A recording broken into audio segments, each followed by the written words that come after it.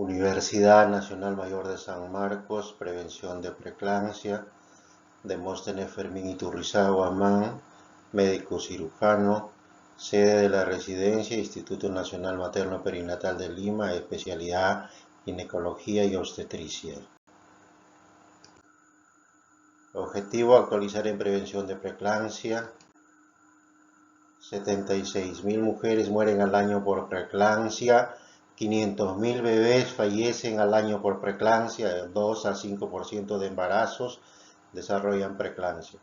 Hipertensión arterial y enfermedades cardiovasculares desarrollan gestantes que han tenido enfermedades hipertensivas en el embarazo después del parto. El primer embarazo con preeclampsia, en una embarazada en su segundo embarazo tiene un riesgo de desarrollo de preeclampsia de 14.7%. En un primer y un segundo embarazo con preeclampsia, en una gestante, su tercer embarazo tiene un riesgo de desarrollo de preeclampsia de 31%. Sin embargo, en una gestante que no ha tenido embarazos previos, su riesgo de desarrollo es de 1.1%.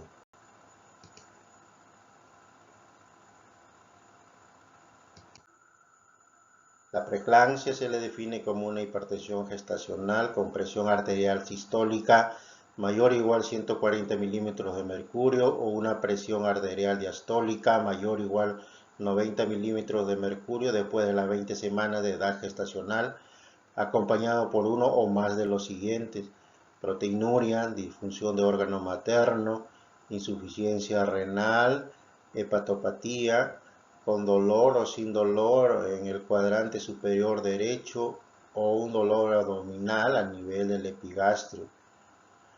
También pueden presentar complicaciones neurológicas como el estado mental alterado, la cefalea severa recurrente, escotoma visual persistente, clonus, stroke, complicaciones hematológicas y disfunción útero-placentaria. La preeclampsia se subclasifica: preeclampsia de aparición precoz, preeclampsia pretérmino, preeclampsia de aparición tardía, preeclampsia a término. Fisiopatología de la preeclampsia: en la preeclampsia ocurre una disfunción endotelial sistémica materna debido a un desbalance útero-placentario como consecuencia de un incremento en la demanda fetoplacentario relacionado con una normal placentación y como consecuencia de una reducción útero-placentaria en el flujo sanguíneo relacionado con una placentación inadecuada.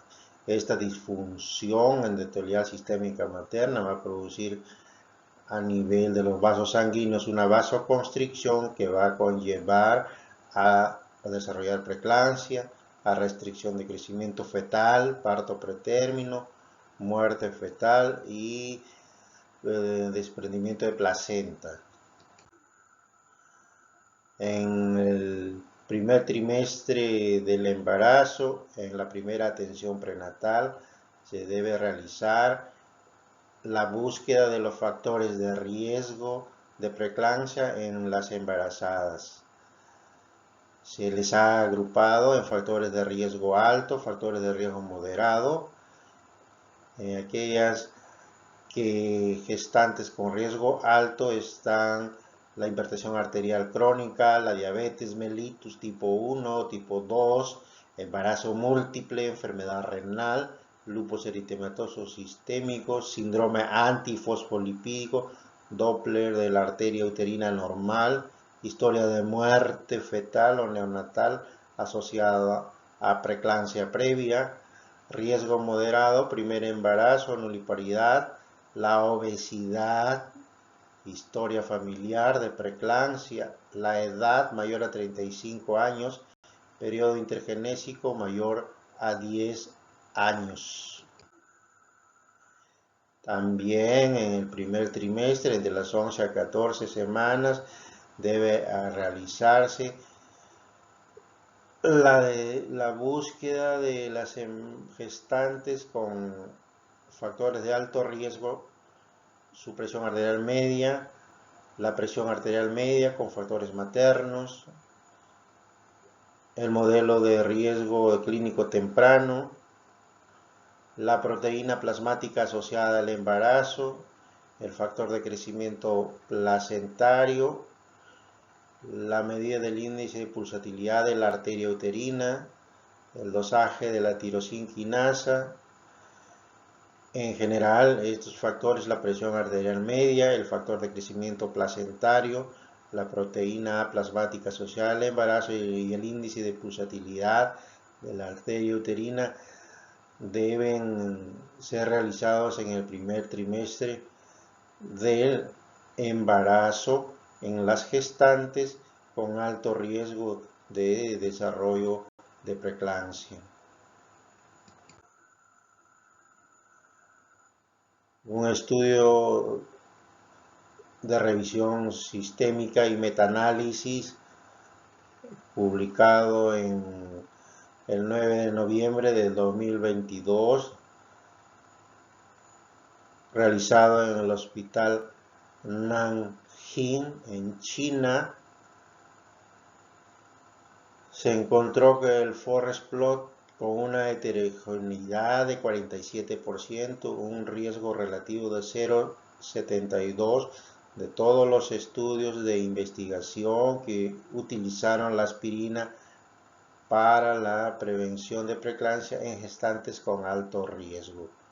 Se encontró el 0,72 que no llegó a cruzar el 1. En este estudio de investigación de revisión sistémica y metaanálisis,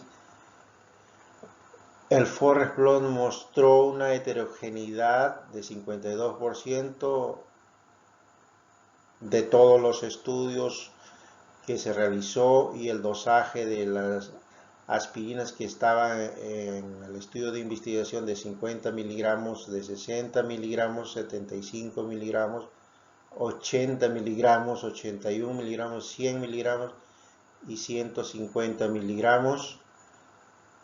Todos ellos no tuvieron un riesgo relativo favorable. Sin embargo, con la aspirina de 75 miligramos hubieron 4 estudios de investigación que se obtuvo un riesgo relativo de 0,50 con una reducción de la incidencia prevalencia de 50% y una heterogeneidad favorable de 52%.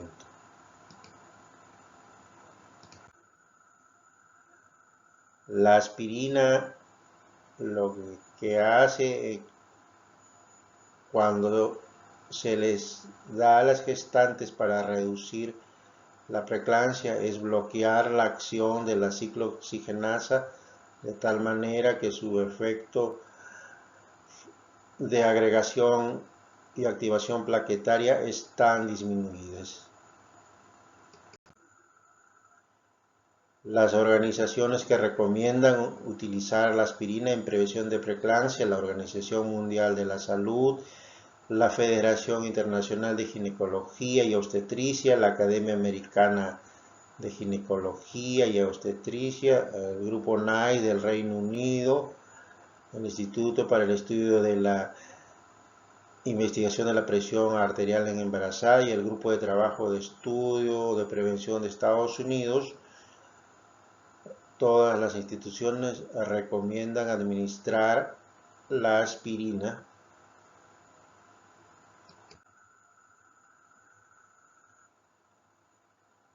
en la prevención. El ejercicio reduce el riesgo de preeclampsia sin efecto en el feto. Para ello se recomienda 140 minutos a la semana de ejercicios moderados. El estudio ASPRE demostró que la aspirina reduce el riesgo de preeclampsia más del 60% en caso de preeclampsia pretérmino, pero no así en los casos de preeclampsia a término. Calcio. Las embarazadas, las gestantes, demuestra que el calcio reduce el riesgo de preeclampsia a término o preeclampsia pretérmino desde las 20 semanas del embarazo.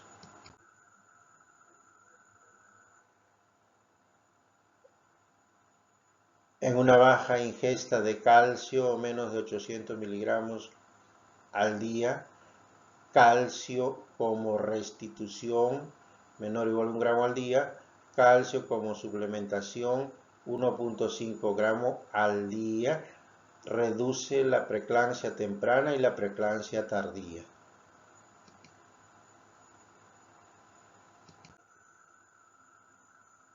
Prevención, tiempo del parto. La inducción del parto en las 39 semanas 0 días a 39 semanas 4 días de gestación, comparado con el manejo expectante, reduce el riesgo de hipertensión arterial en el embarazo y preeclampsia. La prevención de preeclampsia, el ejercicio moderado mayor o igual a 140 minutos a la semana, va a producir una reducción en preeclampsia de aproximadamente de 40%. La evaluación de riesgos, si los factores de riesgo son altos para preeclampsia, se debe iniciar una aspirina mayor o igual a 100 miligramos al día antes de las 16 semanas de gestación, que va a tener un efecto de una reducción en preeclampsia pretérmino cercano al 60%. La evaluación del ingreso en la dieta del calcio, si es menos de 900 miligramos al día, iniciar calcio suplementario con una dosis mayor o igual a 500 miligramos al día, va a obtener un resultado de una reducción en preeclampsia cercana a 50%. Tiempo del parto, tiempo del nacimiento, logra una reducción en preeclampsia cercana al 35% si es después de las 39 semanas 0 días.